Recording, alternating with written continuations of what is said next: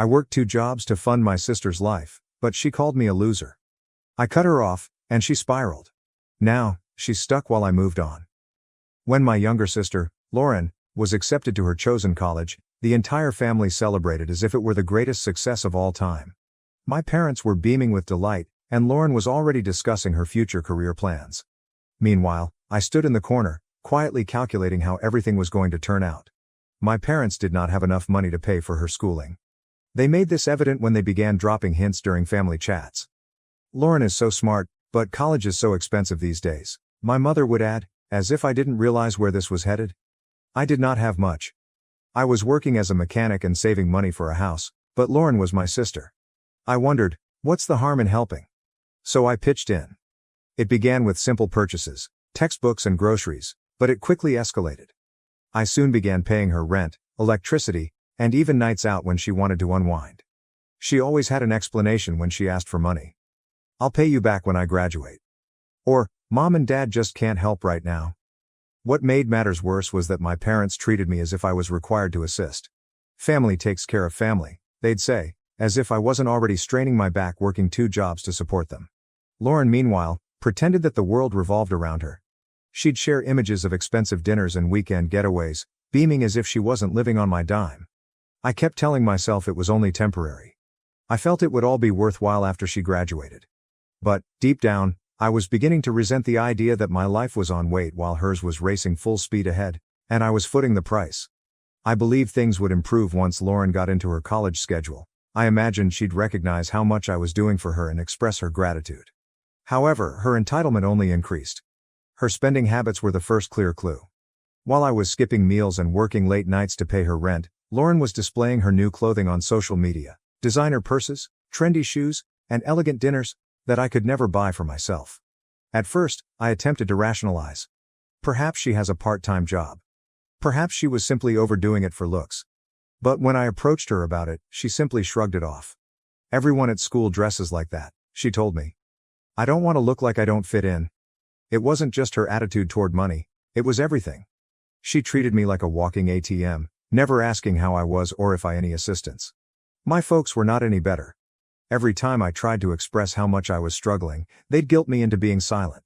She's your sister, my mother would explain. She's building a future. You should be proud to help her. But it wasn't just helping, it was sacrificing.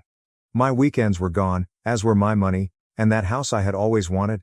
Forget it. Meanwhile, Lauren couldn't be bothered to write a thank you card. Instead, she contacted to complain about her teachers, her homework, or her flatmates. She never inquired how I managed to work 2 jobs simply to keep her afloat. The resentment I'd suppressed began to rise. I was weary of being treated as if my life didn't matter as long as hers was progressing. The tipping point came when Lauren casually stated that she was considering studying abroad for a semester. She didn't even question if I could afford it. She simply assumed I could handle it. I think it would be such a great experience, she added over the phone, her voice light and carefree. The program costs a little more, but it's a once-in-a-lifetime thing, right? I sat there, grasping the phone and trying to understand what she had just said. I could barely cover her usual expenditures, and now she wants me to pay for a semester abroad? When I brought it up with my parents, expecting they would finally see sense, they doubled down. This is an incredible opportunity, my mother stated. You'll figure it out. You always do. I was floored. No one acknowledged how hard I worked. There is no care for my welfare.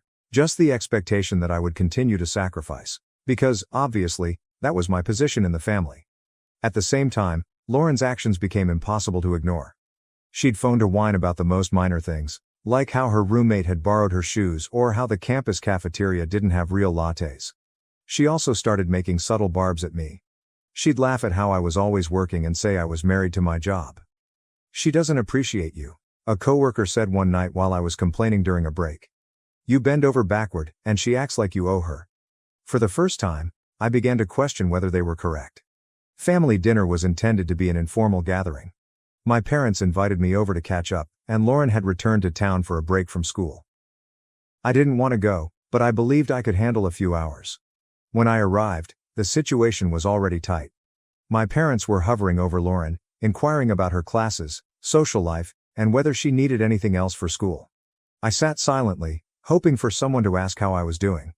But, of course, that never occurred. Lauren brought up the study abroad opportunity again at dinner. She raved about how great it would be and how everyone she knew was doing it. Then she looked directly at me and said, "I hope you're ready for a little extra work, big brother. These programs don't come cheap." I froze. I could not believe she had the nerve to say it in front of everyone as if it were a done thing. "Maybe you should get a part-time job," I suggested, attempting to keep my tone light. Lauren laughed. "Me? A part-time job? That's funny. I'm too busy with school." That was it. The final straw. I set down my fork and glanced at her. "You're joking, right?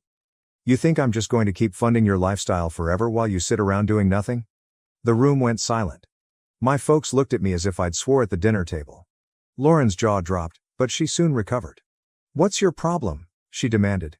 "You've always been so bitter? Just because your life isn't going anywhere doesn't mean you have to take it out on me." That hit me like a punch to the belly. After everything I had done for her, sacrificing my time, money, and goals, was this how she saw me? A failure? Her words hung in the air like a smack to the face. I could feel my blood boiling, but I was not going to give her the last word. "Bitter?" I asked, leaning forward. "You think I'm bitter because my life isn't going anywhere?" "Lauren, my life isn't going anywhere because I was too busy funding yours." My parents quickly sprang to her defense. "That's inappropriate," my mother responded, her tone stern. "You're her brother. It's your job to support her." "My job?" I repeated with a sour laugh. "When did it become my job to work 2 jobs so she could live in luxury? When did it become my job to sacrifice my entire future so she could have hers handed to her on a silver platter?" Lauren crossed her arms and rolled her eyes. "Oh, there it is," she mumbled. "The martyr routine." That was it. I was finished. "You know what?" I asked, rising up. "Go ahead and call me a failure, Lauren. But at least I worked for everything I have. What have you done? Nothing. You sit around spending my money while pretending you're better than me." I turned to my parents. "And you two are no better. You've enabled her selfishness at every turn, and I'm done playing along. I'm not paying for anything anymore, not her rent, not her tuition, nothing." The silence was terrible. Lauren's face turned pale, and for the first time, she appeared genuinely shocked. "You can't do this?" she exclaimed, her voice cracking. "How am I supposed to live?" "Figure it out," I remarked as I grabbed my jacket. "I've been doing it for years. Maybe it's time for you to learn." I left the dinner feeling angry and relieved. For the first time, I stood up for myself. But I knew the consequences were coming. It didn't take very long. The next morning, my phone was inundated with texts and calls. Lauren came first. She began sending passive-aggressive messages. "Thanks for ruining dinner. Hope you feel good about leaving your own sister out to dry." When I did not answer, the guilt trip started. "You're really going to leave me like this? After all I've been through?" I disregarded all messages. If she wanted to play the victim, she could do so without me. Then my parents became involved. My mother called first, her voice oozing with displeasure. "I don't know what's gotten into you," she told me. "Lauren needs your help. She's your sister." "She's been my financial responsibility for years," I replied. "It's time for her to grow up and take care of herself." My father wasn't much better. He called later in the day. "You're being selfish? You're punishing her for no reason. What's she going to do now?" "Get a job," I stated bluntly. "Like the rest of us." The true kicker came later that week, when I received a call from Lauren's landlord. Apparently, she had informed him that I was the one who paid her rent. When the payment did not go through, he came directly to me. "She's not my problem anymore," I informed him. "You need to talk to her." Lauren must have taken that chat as a wake-up call, since a few days later she showed up unannounced at my flat. She appeared unkempt and scared, a far cry from the confident, entitled lady I was accustomed to seeing. "You can't just cut me off," she exclaimed as I opened the door. "Yes, I can," I answered, leaning against the doorframe. Lauren stood there, moving her feet like a child caught in a lie. She was not used to hearing no from me or anyone else. "You don't understand," she said, her voice increasing in desperation. "If you don't help me, I'm going to lose my apartment. I can't just move back home. Mom and Dad don't have room for me." "Not my problem," I replied firmly. Her jaw fell. "Not your problem. You're my brother. And for years I've been more than that," I said, stepping forward. "I've been your safety net, your bank, your excuse to avoid growing up. I worked 2 jobs so you could live your dream, and the one time I asked for respect, you called me a failure. So no, Lauren, it's not my problem anymore." She blinked, as if unable to comprehend what she was hearing. I didn't mean it like that, she mumbled. I was upset, and I just wasn't thinking. You never think, I said back. You never think of anyone but yourself. You used me. You used Mom and Dad. And now you're panicking because you finally have to face the consequences. Then she started crying. Big theatrical sobs may have worked on someone else. But I wasn't falling for it anymore. You're not going to guilt me into changing my mind, I told you. You need to figure this out for yourself. Get a job. Budget your money. Do whatever it takes, but leave me out of it. She didn't like the answer. You're being cruel, she said, wiping away tears. You're supposed to help the family. That's what family does. No, I replied, my voice firm. Family supports each other. They don't take advantage of each other and call it love. And until you figure that out, don't bother coming back here. I shut the door, interrupting whatever apology she was about to give. For the first time, I felt like I had power over my life. After closing the door on Lauren, I braced myself for the consequences.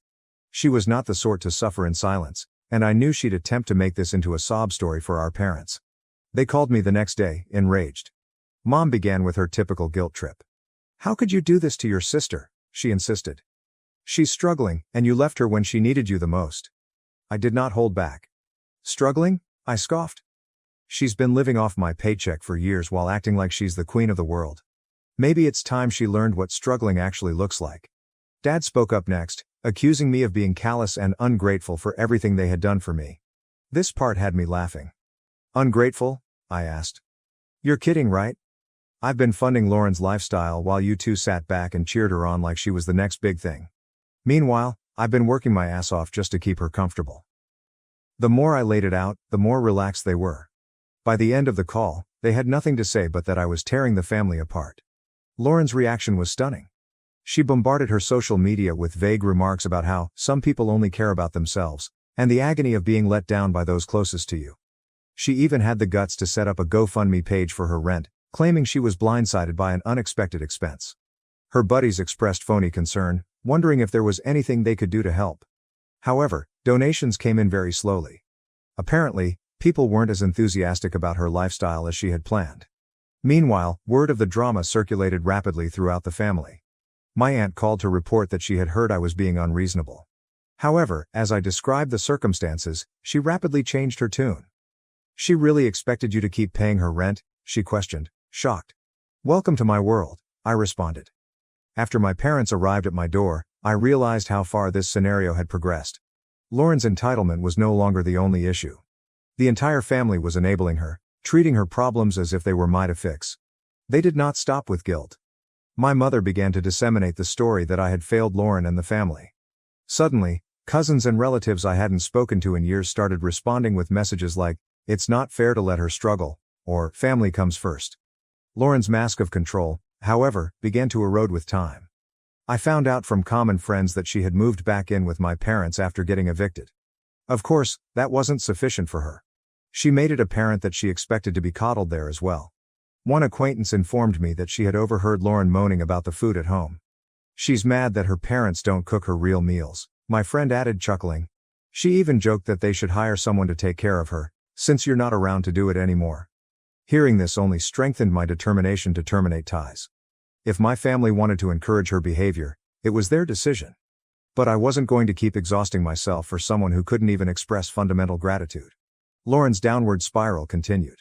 She moved back home with my parents, who treated her like a helpless kid. They catered to her every desire, spending what little funds they had left to support her lifestyle. Meanwhile, they continued to blame me for her condition, as if I had committed some awful crime by cutting her off. I learned from family that Lauren was still spreading lies about me, telling anyone who would listen that I had abandoned her during a tough period. She cleverly left out the bit where she had been leeching off me for years, flaunting her status as if it were her birthright. Her demise, however, was not just financial, but also social. Word of her GoFundMe fraud spread, and the same people who used to accompany her for lavish dinners now avoid her calls. Without me picking up the tab, she had nothing to give them. My parents called me in a panic, and that was the turning moment. Lauren apparently ran up credit card debt in their name, exceeding the limit to fund a shopping spree. They begged me for help, stating they couldn't make the payments on their own. I couldn't help laughing. After defending, aiding, and vilifying me, they had the arrogance to crawl back. "This is your mess to clean up," I informed them forcefully. "You chose to support her. You chose to ignore her behavior. And now, you're dealing with the consequences." For once, they did not dispute. Perhaps they recognized that I wasn't going to swoop in and save her like I had done so many times before. That was the last I heard from both of them. I moved on with my life, focused on my future instead of being weighed down by their incessant turmoil. It took years to mend the harm they had caused, but I emerged stronger for it. Lauren, the last I heard, was still living with my parents, trapped in the same loop of entitlement and excuses. Part of me felt terrible for them, bound by their selfishness. But mostly, I was relieved. They'd made their bed. Now they could lie in it. Thank you for watching. If you haven't subscribed yet, please do so and hit the notification bell to stay updated with more shocking real-life stories happening around you.